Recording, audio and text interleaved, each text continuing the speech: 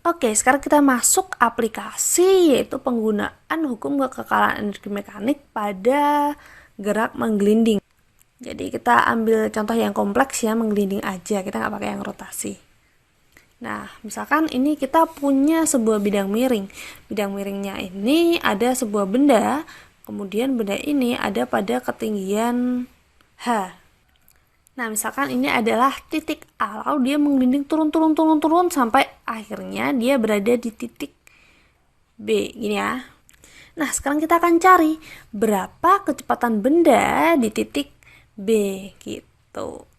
Nah, jadi benda ini punya massa M, kemudian jari-jarinya R, dan seterusnya. Nah, sebenarnya benda ini ada bisa macam-macam bentuknya. Bisa bola, bisa silinder pejal, bisa silinder berongga.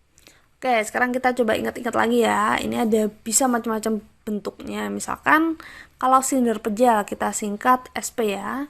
Itu inersianya sama dengan setengah M R kuadrat ya.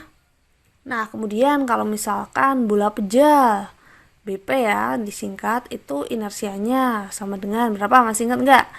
2/5 mr kuadrat. Nah, kemudian kalau untuk bola berongga kita singkat BB ya, itu inersianya sama dengan 2/3 mr kuadrat. Nah, jadi secara keseluruhan kalau kita tulis secara umum itu kita bisa tulis gini. I sama dengan K dikalikan M R kuadrat. Dimana K-nya itu bisa macam-macam. Koefisiennya itu bisa setengah, bisa 2/5, bisa 2/3. Nah, macam-macam tergantung bendanya itu apa. Ditanya dia menggelinding sampai di sini. Nah, di sini dia ditanya kecepatannya berapa. Nah, sekarang kita bisa lihat aja, kita nggak usah perlu lihat gaya-gayanya, tapi kalau menggelinding ini pasti disinya kasar. Nah, kita nggak perlu menganalisis gayanya. Nah, kalau digerak, kita lihatnya dari konsep usaha dan energi, kita tinggal fokus aja pada energi mekaniknya, oke? Jadi di sini, energi mekanik di A itu sama dengan energi mekanik di B. Nah, sekarang energi mekanik itu apa? Energi mekanik itu sama dengan energi potensial di A ditambah energi kinetik di A sama dengan energi potensial di B ditambah energi kinetik di B. Nah, sekarang kalau kita anggap di titik A, ini bendanya ini baru dilepaskan. Kalau dilepaskan itu maksudnya gimana? Kalau dilepaskan ini maksudnya VA-nya itu sama dengan 0. Nah, baru setelah itu dia menggelinding, dia punya kecepatan. Nah, jadi kita bisa tuliskan di sini energi kinetik di A itu sama dengan 0. Nah, kemudian di titik B ini misalkan dia ketinggiannya 0, berarti kita bisa tuliskan ini sama dengan 0. Sama dengan itu massa dikalikan gravitasi dikalikan ketinggiannya di A. Nah, EPA ya. Itu sama dengan, ini kita tulis EPB-nya kan udah 0, berarti EK di B itu apa? Nah, energi kinetik di B ini terdiri dari dua jenis, yaitu energi kinetik rotasi dan energi kinetik translasi. Nah, kita tulis yang translasi dulu deh, yaitu setengah mv kuadrat. Kemudian ditambah dengan gerakan rotasinya, yaitu setengah I dikalikan omega kuadrat. Nah, ini nanti kita bisa ambil di sini. Ini kita bisa anggap nanti bentuknya bisa silinder pejal, bisa bola pejal, bisa bola berongga dan lain sebagainya. Berarti di sini kita bisa tulis MGH itu sama dengan setengah MV kuadrat ditambah, nah ini yang penting nih, setengah K dikalikan MR kuadrat, ya kan? Ini kan bisa kita ganti itu. V sama dengan omega R, berarti omega itu sama dengan V dibagi R gitu. Nah, berarti ini bisa kita ganti nih omeganya. Jadi V per R dikuadratin. Jadi V kuadrat per R kuadrat. Nah, ini bisa kita coret kan? Jadi seret hilang. Nah, oke, kemudian kita tulis lagi nih di sini MGH itu sama dengan setengah V kuadrat ditambah setengah K kalikan M V kuadrat. Nah, ini ada M. Nah, berarti ini bisa kita coret nih. Soalnya kenapa? Soalnya M-nya sama semua. Sret. Nah, ini tinggal kita tulis nih. Sisanya apa? Sisanya yaitu GH itu sama dengan setengah V kuadrat ditambah setengah K V kuadrat.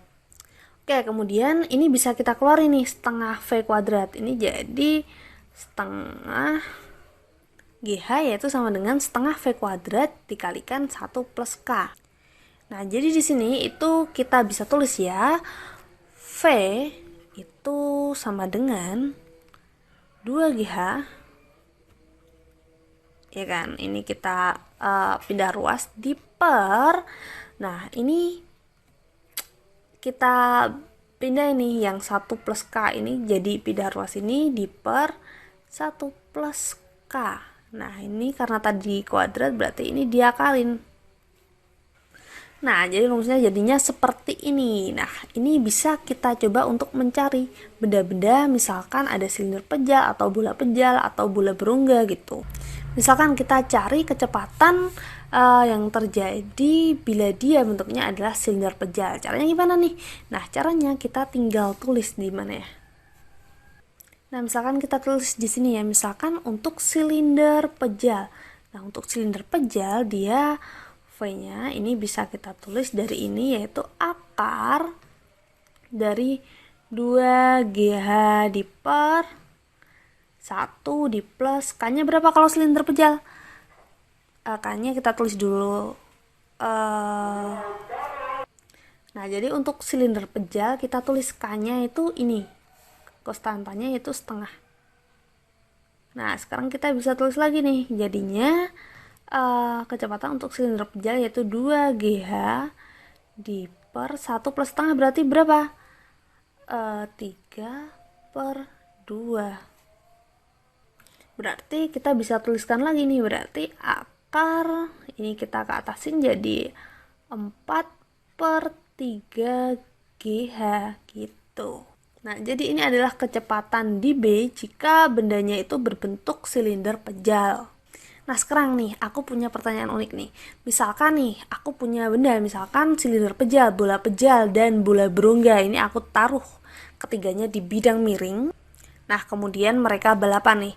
Nah, pertanyaannya, siapa yang paling cepat sampai bawah? Apakah dia silinder pejal, atau bola pejal, atau bola berongga? Kira-kira mana?